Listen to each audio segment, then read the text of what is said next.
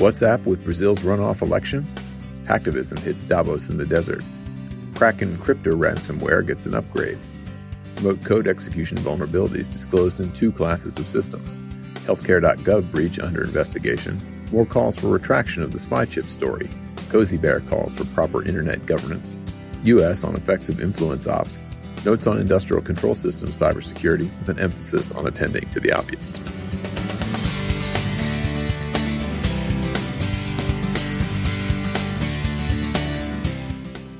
Now I'd like to share some words about our sponsor, Cylance.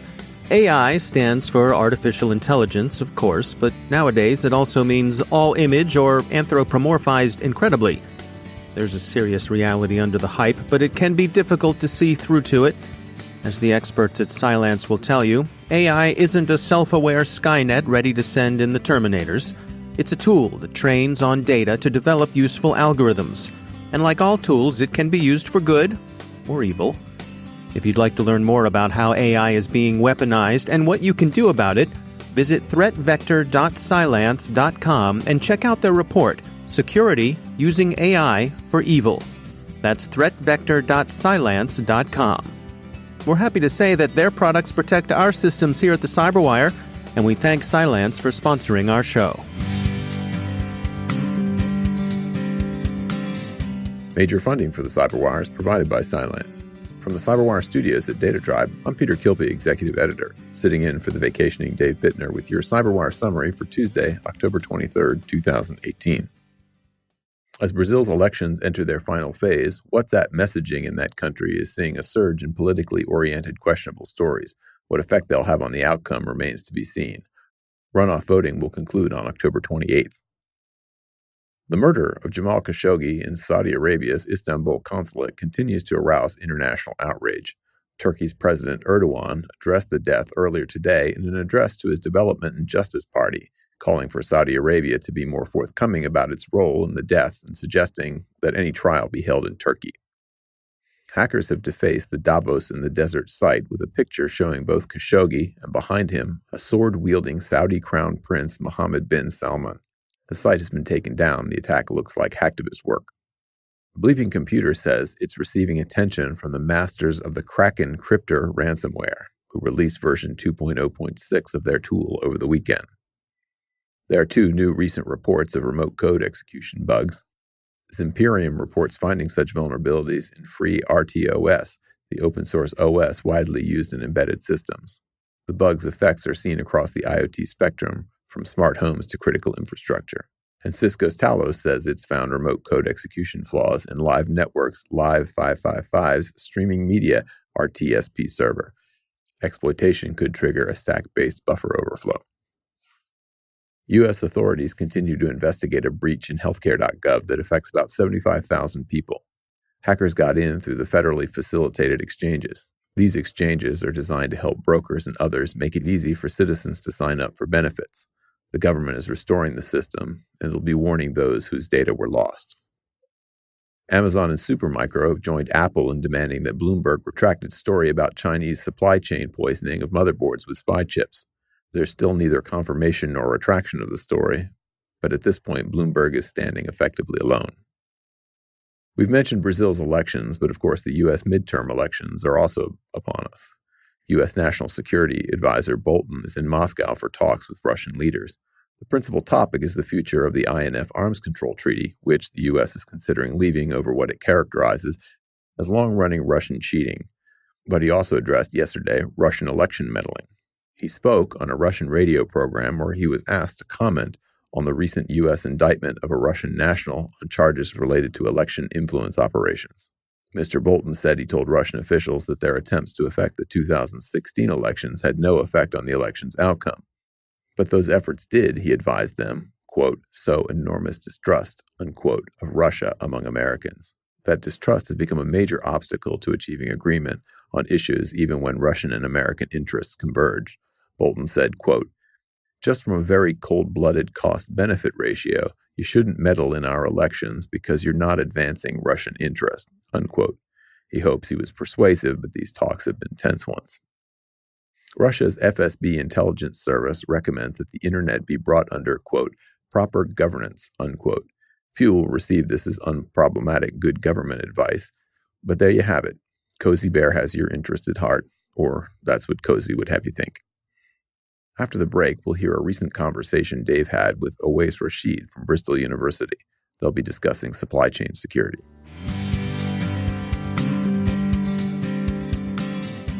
And now a bit about our sponsors at Vmware. Their trust network for Workspace ONE can help you secure your enterprise with tested best practices. They've got 8 critical capabilities to help you protect, detect, and remediate. A single open platform approach, data loss prevention policies, and contextual policies get you started. They'll help you move on to protecting applications, access management, and encryption. And they'll round out what they can do for you with micro-segmentation and analytics. VMware's white paper on a comprehensive approach to security across the digital workspace will take you through the details and much more. You'll find it at thecyberwire.com/VMware. See what Workspace ONE can do for your enterprise security. thecyberwire.com/VMware. And we thank VMware for sponsoring our show.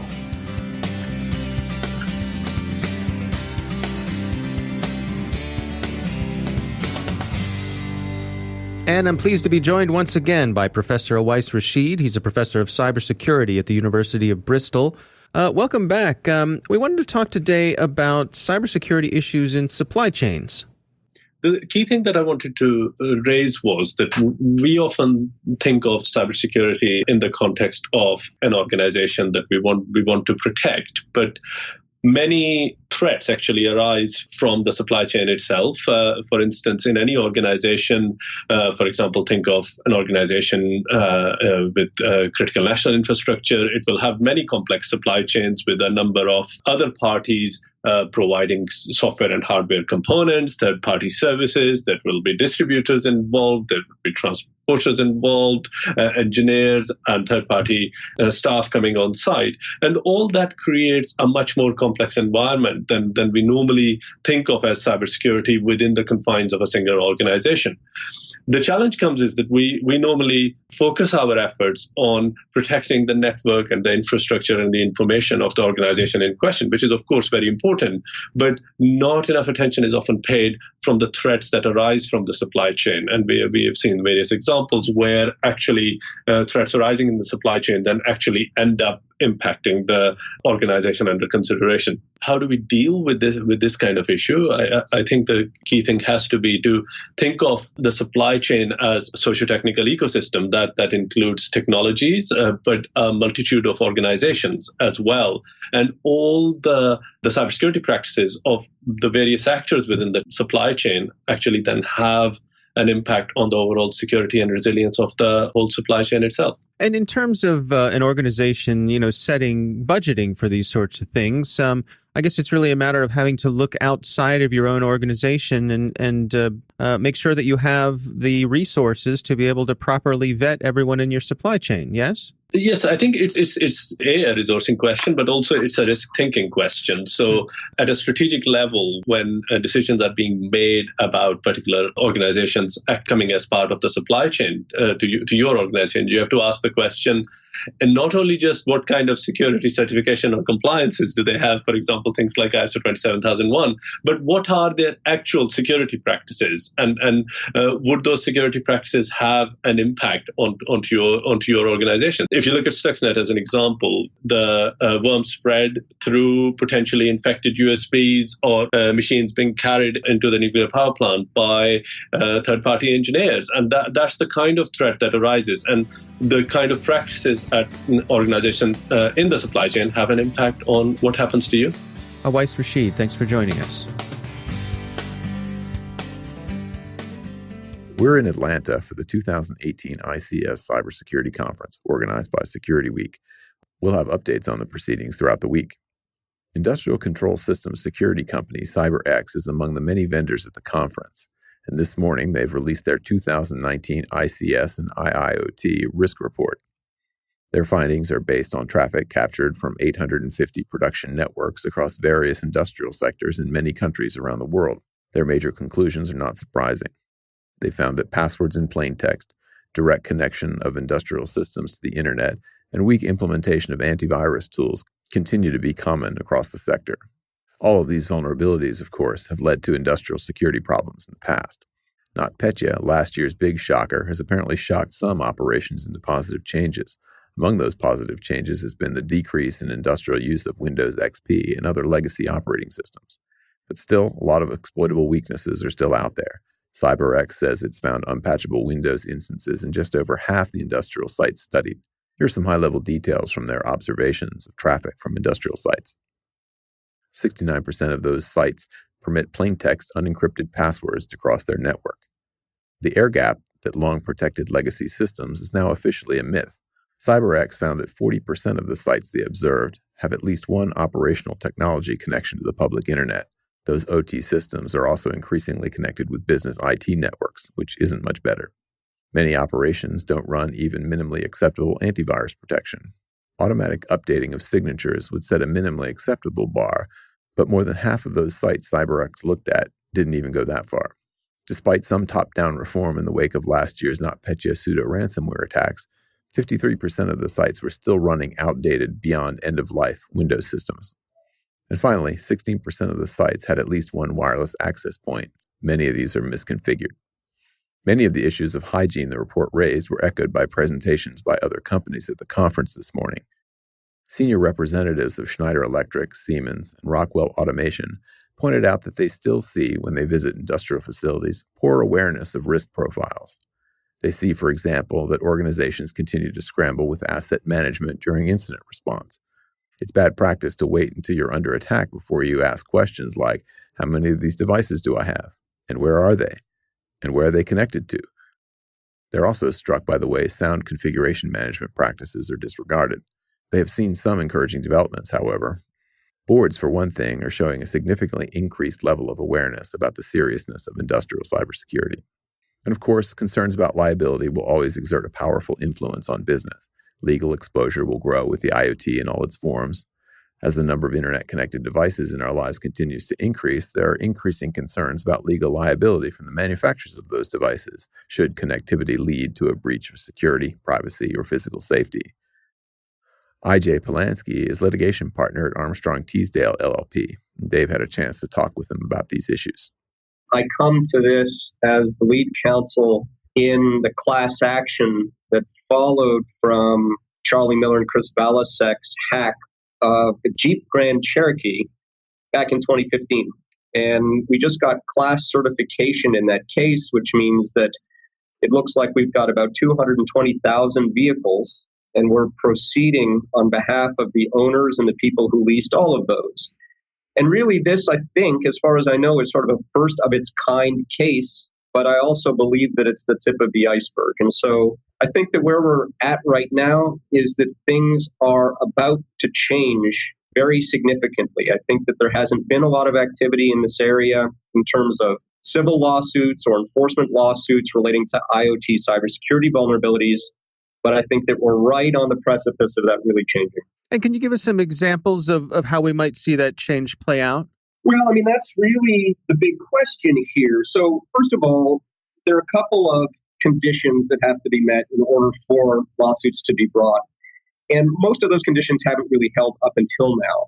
But those things are changing. So for example, cybersecurity for IoT devices is not necessarily where it needs to be by and large.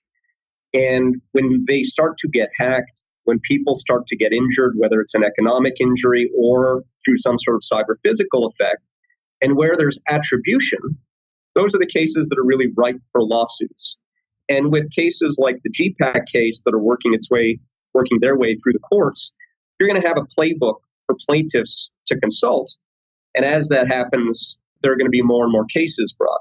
Now, how those are going to play out is a really interesting question. The legal principles that apply aren't going to be any different by and large than the legal principles that apply to other types of lawsuits. The question is, how are they going to be applied? And there are a whole bunch of questions all wrapped up into that. But I think probably the most interesting one is that almost irrespective of what the particular legal theory is, ultimately the plaintiff is going to need to show that the defendant, whether it's the manufacturer of the product or of a component or the person who designed the software or whatever it may be, didn't live up to their standard of care. And so the really big question is, how do we determine what the standard of care is for a particular IoT device? And from my perspective, I usually represent defendants, even though in the G case I represent the plaintiffs. But for coming from a defense orientation, the question is, if you're facing the possibility of a lawsuit like this, what do you need to do to make sure that that determination and the health of your company isn't put in the hands of a judge or jury that probably doesn't know very much about cybersecurity and isn't going to be very well equipped to make that determination about what the right level of care is for the product? And so where do you think that's going to lead? I mean, I think about, for your average consumer, we were met with some sort of device like this that's software intensive. And of course, the first thing we do is we click through some sort of EULA where we basically sign away all of our rights and agree that if anything bad happens, it's completely our fault. Once we've headed down that path, where can it lead to? Well, I think that where it's going to lead in the next few years, as you get more of these hacks and more lawsuits, is a situation where there are going to be a lot of organizations in the IoT space who are unprepared. And there's going to be a wave of lawsuits where the rules and the implementation of the rules is going to be unclear, which leads to significant risk. It's very difficult to predict how that ultimately is going to play out. What I can tell you is that I would be very surprised if there weren't a lot of lawsuits and if there weren't a lot of companies in the IoT space who were hit with very big verdicts or compelled to settle for very big numbers based on cybersecurity inadequacies or faulty design in their products. That's I.J. Polanski from Armstrong Teasdale. And that's the Cyberwire. For links to all the stories mentioned in today's podcast, check out our daily news brief at thecyberwire.com. Thanks to all of our sponsors for making the Cyberwire possible, especially to our sustaining sponsor, Cylance. To find out how Cylance can protect you using artificial intelligence, visit Cylance.com. And Cylance is not just a sponsor. We actually use their products to help protect our systems here at the Cyberwire. Thanks to our supporting sponsor, Vmware, creators of Workspace ONE Intelligence. Learn more at vmware.com. The Cyberwire podcast is proudly produced in Maryland out of the startup studios of Data Tribe, where they're co-building the next generation of cybersecurity teams and technology. Cyberwire editor is John Petrick, social media editor Jennifer Iben, technical editor Chris Russell, and I'm Peter Kilpie sitting in for Dave Bittner. He'll be back next week. Thanks for listening.